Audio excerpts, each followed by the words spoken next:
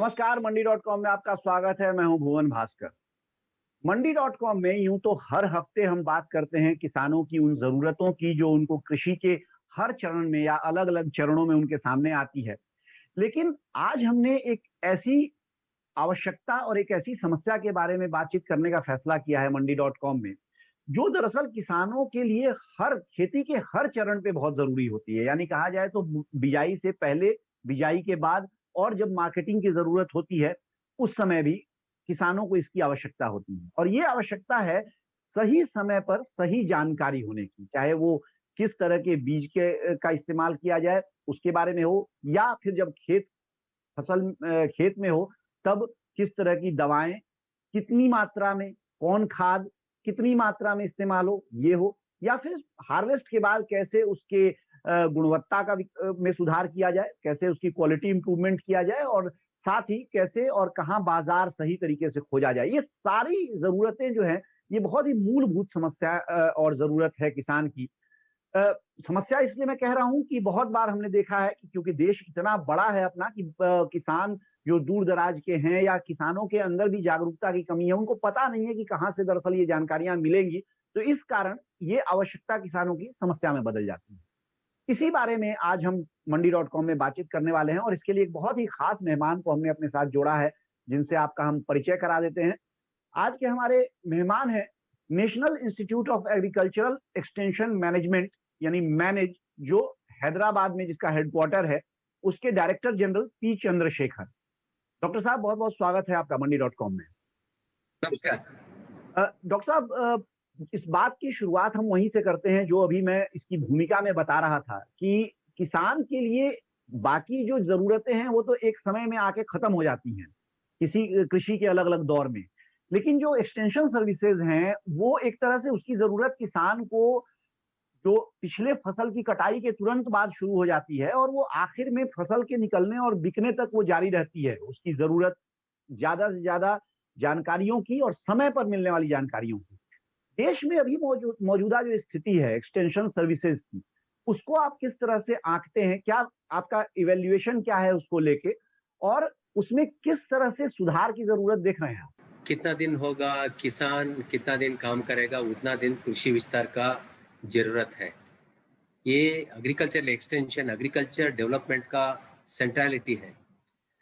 कृषि विस्तार में 3 मुख्य अंश हैं। एक तो टेक्नोलॉजी जनरेशन, हमको विस्तारण करने के लिए टेक्नोलॉजी का जरूरत है। देश में देखिए, we are fortunate 120 Indian council of agriculture research institutes का रिसर्च स्टेशन है और हजारों साइंटिस्ट उधर काम करता है। कमोडिटी स्पेसिफिक, राइस के लिए एक अलग है, मिलेट्स के लिए अलग है, पोल्ट्री के लिए अलग है, डेयरी के लिए अलग है। ऐसा बहुत रिसर्च स्टेशन है और रिसर्च सेंटर्स टेक्नोलॉजी जनरेट करता है। Fortunately we have good number of technologies, so that way technology बहुत है हमारा पास। दूसरा है 130 मिलियन फार्मर्स है और each farmer is unique. Village में, क्रॉप में, सीजन में, एग्रो क्लाइमेटिक जोन्स में चेंजेस है। इसको दूसरा टेक्नोलॉजीज चाहिए, वो टेक्नोलॉजीज अवेलेबल है और किसान को चाहिए। अभी जरूरत है इफेक्टिव कृषि विस्तारण का, ट्रांसफर ऑफ टेक्नोलॉजी का। ये टेक्नोलॉजी हम लैब से लेके लैंड को ट्रांसफर करना चाहिए। इसमें 1-2 चैलेंजेस है।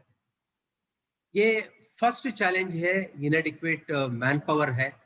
हमको कितना एक्सटेंशन वर्कर्स चाहिए किसान के साथ बात करने के लिए, गांव में काम करने के लिए, उतना एक्सटेंशन वर्कर्स हमारा पास थोड़ा कम है। ये आप डबलिंग फार्मर्स इनकम, ये रिपोर्ट देखिए, हर एक्सटेंशन वर्कर 1132 किसान को सर्विस करना पड़ेगा। ये थोड़ा मुश्किल का बात है। सो हर किसान को हर प्रॉब्लम हर समय में सोल्यूशन देने में थोड़ा मुश्किल होता है। इसलिए हम 2 सॉल्यूशंस हमारा सामने है। एक तो प्राइवेट एक्सटेंशन सर्विस प्रोवाइडर्स हमारा देश में बहुत लोग हैं। प्रोग्रेसिव फार्मर्स है, इनपुट डीलर्स है, एग्रीप्रेन्योर्स है, agree clinic and agri business centre से बाहर आता है, एग्रीकल्चर ग्रेजुएट्स है। वो गांव में काम करता है एग्री बिजनेस का बारे में। ये लोग हैं, अभी फार्मर्स प्रोड्यूसर्स कंपनीज बहुत आ रहे हैं। 10,000 फार्मर्स प्रोड्यूसर्स कंपनी देश का एक महान कृषि विभाग का एक महान एक प्रोग्राम है, वो भी अभी लॉन्चिंग हो गया है, वो भी हम यूज कर सकता है। जी बहुत टीवी चैनल्स है, रेडियो चैनल्स है, और डोनर एजेंसी से, एनजीओ से, एग्री बिजनेस कंपनी से, ये private sector extension service providers है ना, इसको पब्लिक सेक्टर से लिंक करके जी पब्लिक जी प्राइवेट पार्टनरशिप हम ट्राई कर सकता है। और सब दूसरा आप तरीका है आपने आपने और आपने कई टेक्नोलॉजी। आपने कई बिंदुओं को छुआ है अपने इस सवाल के जवाब में, और उन सब पे अगर हम हमारे पास समय रहा तो हम थोड़ा विस्तार से आपसे समझेंगे। लेकिन एक बात जो सबसे पहली बात आपने कही, जो 3 हिस्सों में पहला हिस्सा आपने टेक्नोलॉजी को बताया है। लेकिन टेक्नोलॉजी में एक बड़ी दिक्कत ये भी है कि जो हमारे गाँव का किसान है वो आज भी इतना टेक फ्रेंडली नहीं है। तो 2 बातें हैं, एक तो आप टेक्नोलॉजी के ज़रिए उस तक पहुँचेंगे, लेकिन दूसरा उस टेक्नोलॉजी को लेने की उसकी जो सिचुएशन कैपेसिटी है, वो बहुत सीमित है। इस चुनौती को कैसे आप देखते हैं? हमारा एक्सटेंशन वर्कर गांव में किसान के साथ कौन काम करता है, वो ही प्ले वेरी इंपॉर्टेंट रोल। देखिए, he is a link between हमारा लैब और लैंड का किसान क्या है, इस पे इसका बीच में ये हमारा एक्सटेंशन वर्कर लिंक है। सो एक्सटेंशन वर्कर ये कृषि रिसर्च स्टेशन से, एग्रीकल्चर रिसर्च स्टेशन से टेक्नोलॉजी बाहर आने के बाद हमारा डिस्ट्रिक्ट लेवल पर कृषि विज्ञान केंद्र है।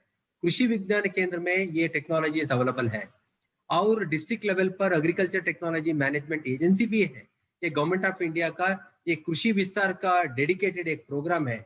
सो डिस्ट्रिक्ट लेवल पर ये टेक्नोलॉजी आने के बाद हर एक्सटेंशन वर्कर को इसका बारे में ट्रेनिंग होता है। वो ट्रेनिंग के आधार पर वो टेक्नोलॉजी एक्सटेंशन वर्कर को जाने के बाद एक्सटेंशन वर्कर किसान के साथ शेयर करना पड़ेगा। ये एक्सटेंशन वर्कर का नंबर कम है, इसलिए हम प्राइवेट एक्सटेंशन सर्विस प्रोवाइडर्स, ये बड़ा लिस्ट मैंने किया है, वो सब लोग फील्ड में एक्टिव है। हमारा पब्लिक एक्सटेंशन फंक्शनरी ये प्राइवेट एक्सटेंशन सर्विस प्रोवाइडर से साथ साथ काम करने से ज्यादा किसान को पहुंच सकता है, इफेक्टिवली इसको एक्सप्लेन कर सकता है। जी, यानी जो ह्यूमन रिसोर्स में जो कमी से जूझ रहे हैं आप, उसको आपने पूरा करने के लिए जो पीपी जो प्राइवेट पब्लिक पार्टनरशिप पीपीपी का की उदाहरण है, उसको आप अपना रहे हैं, ये एक अच्छी बात है। फिलहाल वक्त हो गया एक छोटे से ब्रेक का। ब्रेक से लौटने के बाद हम वापस मंडी.com में इस चर्चा को जारी रखेंगे। बने रहिए हमारे साथ, देखते रहिए मंडी।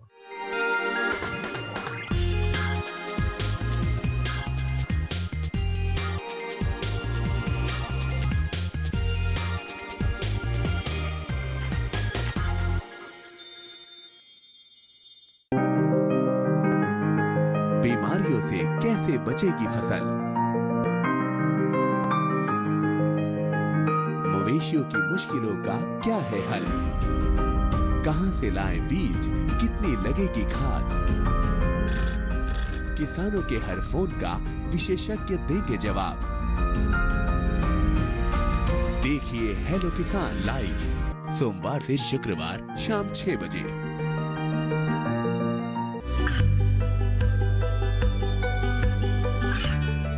गांवों और पिछड़े क्षेत्रों में सरकारी योजनाओं की जानकारी पहुंचा। देश में कौशल और क्षमता विकास कर ग्रामीणों को सामाजिक बदलाव और विकास से जोड़ने की दूरदर्शन किसान की पहल चौपाल चर्चा देखें सोमवार से शुक्रवार सुबह 9 बजे।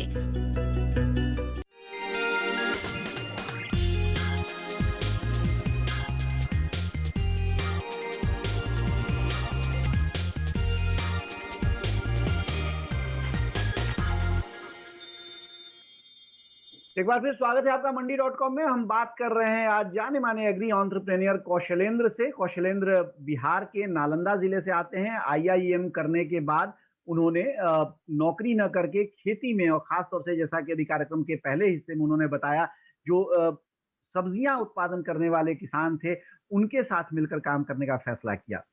कौशलेंद्र, अब इस कहानी को हम थोड़ा आगे बढ़ाएंगे और थोड़ी जल्दी आगे बढ़ाएंगे। तो आपने जैसा कि बताया कि समस्या आपने चुन लिया और समाधान भी आपने तय कर लिया कि ठीक है, आप बायर्स और सेलर्स को मिलाएंगे। उसमें कैसे शुरुआत आपने की, क्या परेशानियां आपको आई और उन परेशानियों का कैसे आपने तोड़ निकाला?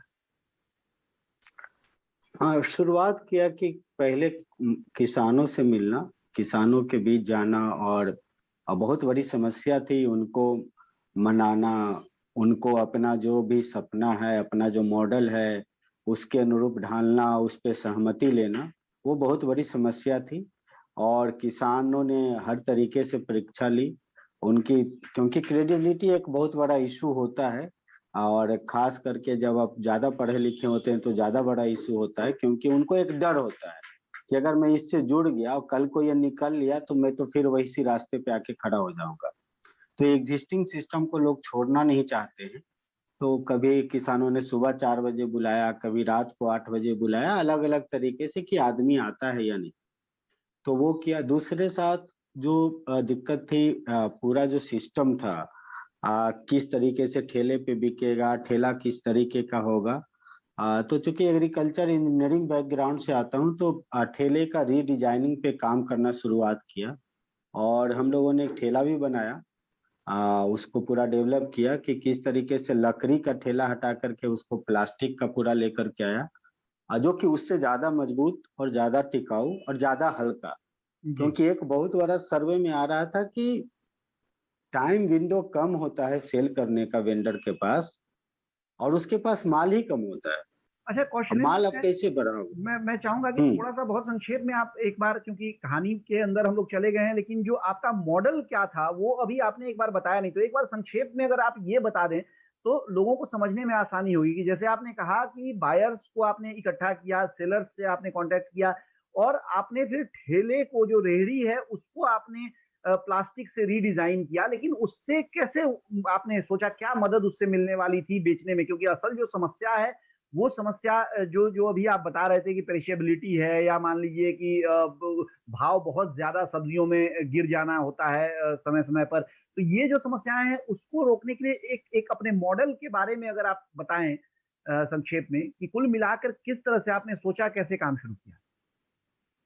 हाँ, मॉडल बड़ा सिंपल है कि फार्मर्स को एग्रीगेट करना। एग्रीगेट मतलब विलेज लेवल पे शुरुआत किया था, और हमने पटना में एक सेंटर बनाया जहाँ सारी सब्जियां, फल सब्जियां आती थी, और जहाँ उसकी साफ सफाई एंड फिर ग्रेडिंग होता है, और ग्रेडिंग होने के बाद क्वालिटी डिसाइड हो जाता है, और उस क्वालिटी के अनुसार फिर जो मॉडर्न रिटेलर्स हैं या वेंडर्स हैं या हमारे जो बड़े होलसेलर्स हैं जो फिर हमसे लेते हैं, उनके बीच वो जाता है। और कंसेप्ट जो शुरुआत इसमें कौशलेंद्र, हाँ। आप जब खरीदते हैं किसानों से सब्जियां, तो उनको पेमेंट आप उसी समय कर देते हैं, या आपका माल जो बिकता है उससे कहीं उसका कुछ लिंकेज है? नहीं, उससे कोई लिंकेज नहीं है।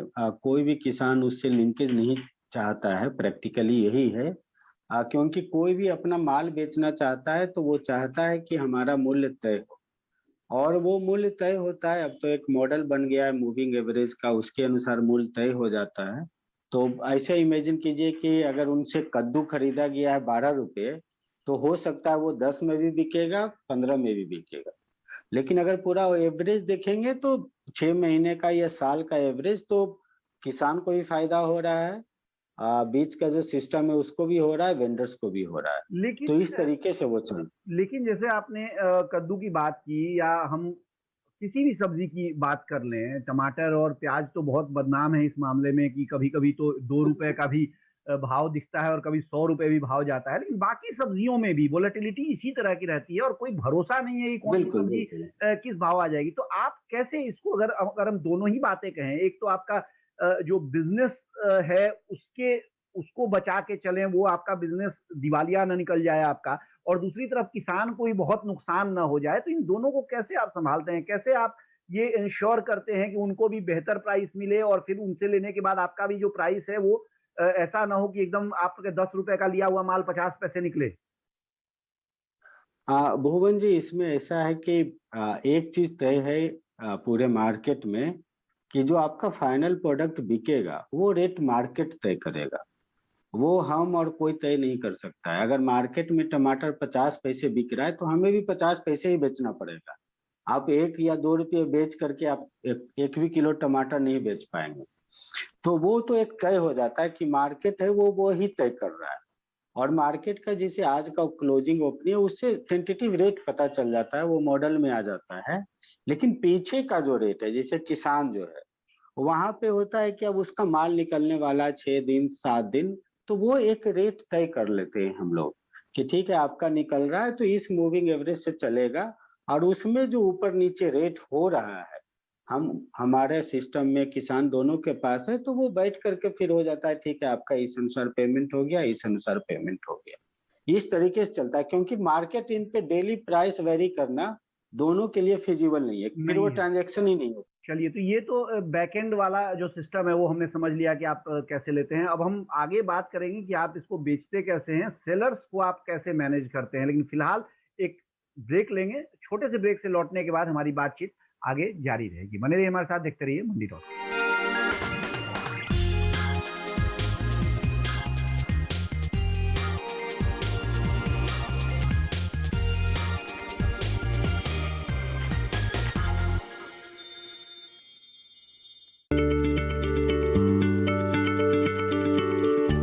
क्या आप किसी बीमारी से परेशान हैं? चाहते हैं डॉक्टर की सलाह? तो हम हैं आपके साथ, बताएंगे आपको जीने की राह। समस्याएं आपकी, समाधान देश के मशहूर विशेषज्ञों के। घर बैठे बात करें देश के जाने माने डॉक्टरों से।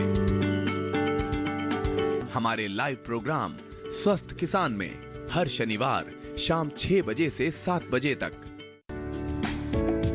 ये कामयाबी है अन्नदाता की, ये कहानी है खेत और खलिहानों की। कैसे करें अपने पशुओं की देखभाल, जानिए गांव-गांव के किसानों का हाल। देखिए गांव किसान, सोमवार से शुक्रवार दोपहर 12 बजे सिर्फ डीडी किसान पर।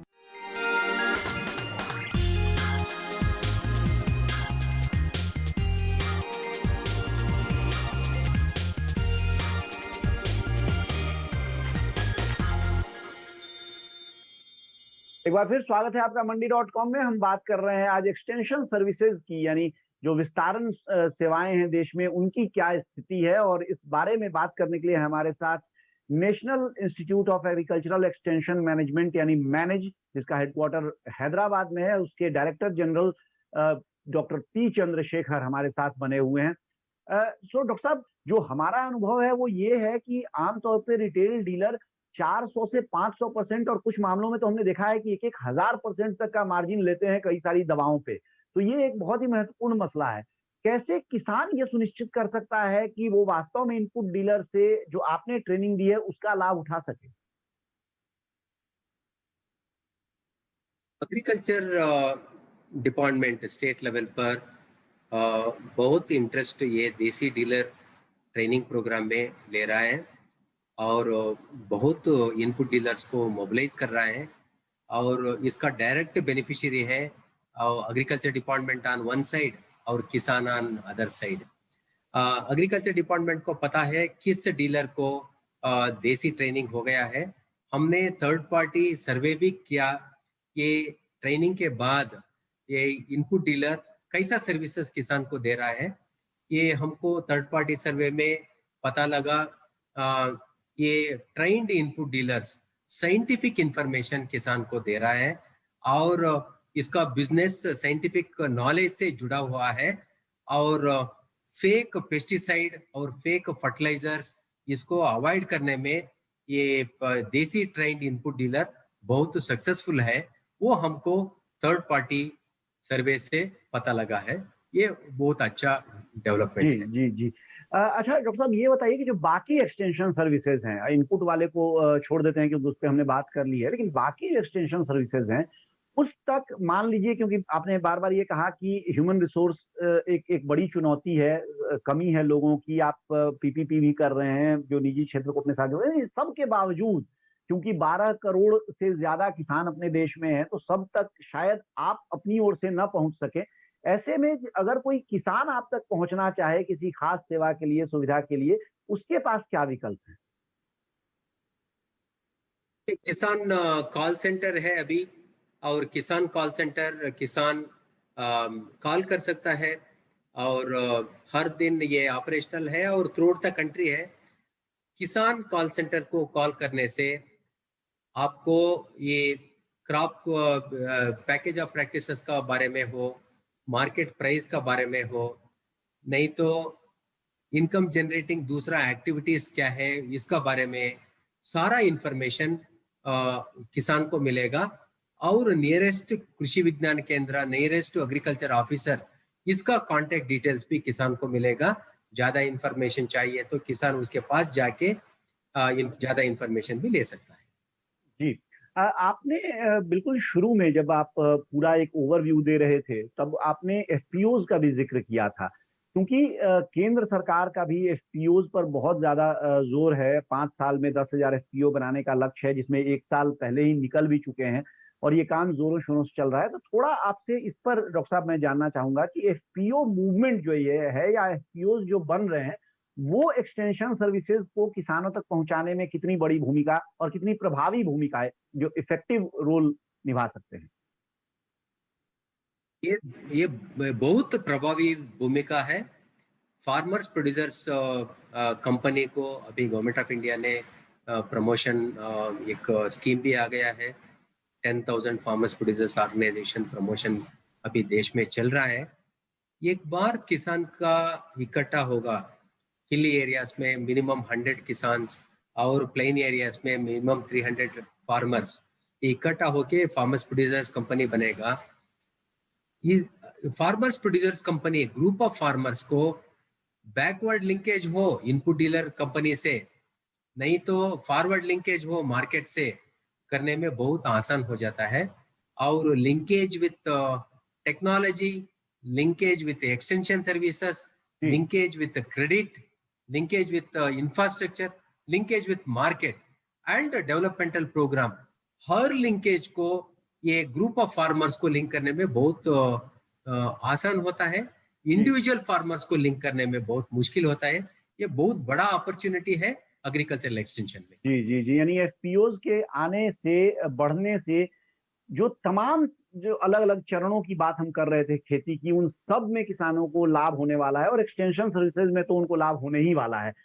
इसलिए किसानों के लिए चाहिए कि वो जल्दी से जल्दी या तो किसी एफपीओ से जुड़ें या अपना एफपीओ तैयार करें, क्योंकि बहुत सारी ऐसी सुविधाएं और सेवाएं हैं जिनका फायदा वो केवल तभी उठा सकेंगे अगर वो एफपीओज का हिस्सा बनेंगे। डॉक्टर चंद्रशेखर, बहुत बहुत धन्यवाद आपका हमारे साथ कार्यक्रम में शामिल होने के लिए और ये तमाम बातें हमारे दर्शकों से साझा करने के लिए। ये थे doctor P Chandrashekhar, director general national institute of agricultural management, agricultural extension management के, जो बात कर रहे थे हमसे पूरी सेवाओं के बारे में। और उसके साथ ही उन्होंने बहुत सारी नई जानकारियां भी हम लोगों को दी हैं। बहुत सारे किसान भाइयों को हमारे पहली बार बहुत सारी जानकारियां मिली होंगी, जैसे जो इनपुट डीलर्स हैं उनके ट्रेनिंग की बात है। तो इसमें आप जरूर आप ये कर सकते हैं अपनी तरफ से कि आप अपने आसपास में, अपने जिले में पता करें कि कहाँ कौन से डीलर्स हैं जिनकी ट्रेनिंग हुई है और उनके साथ भी जुड़ें, और साथ ही जो एक्सटेंशन सर्विसेज के लिए सरकारी प्रयास हो रहे हैं उनसे भी जुड़ के उनका अधिकतम लाभ आप उठा सकते हैं। मंडी.com से अब मुझे दीजिए इजाजत, लेकिन बने रहिए हमारे साथ, क्योंकि डीडी किसान पर खबरों का और कार्यक्रमों का सिलसिला जारी। आपकी राय हमारे लिए बहुत महत्वपूर्ण है। आप हमारे टोल फ्री नंबर पर कॉल कर सकते हैं और अपनी राय दे सकते हैं। साथ ही आप ईमेल के जरिए भी हमें अपनी राय दे सकते हैं। हमारा ईमेल पता है ncdexmandi@gmail.com।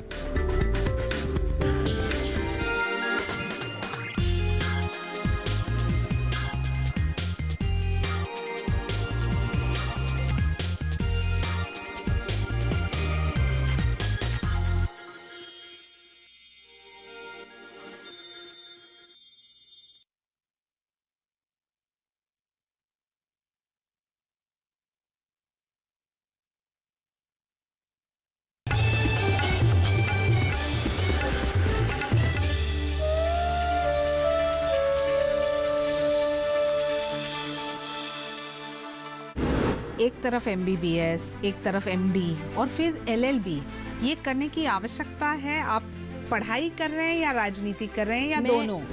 मेरी मम्मी ने मुझे सजेस्ट किया कि बेटा आपको अगर अच्छा एमपी बनना है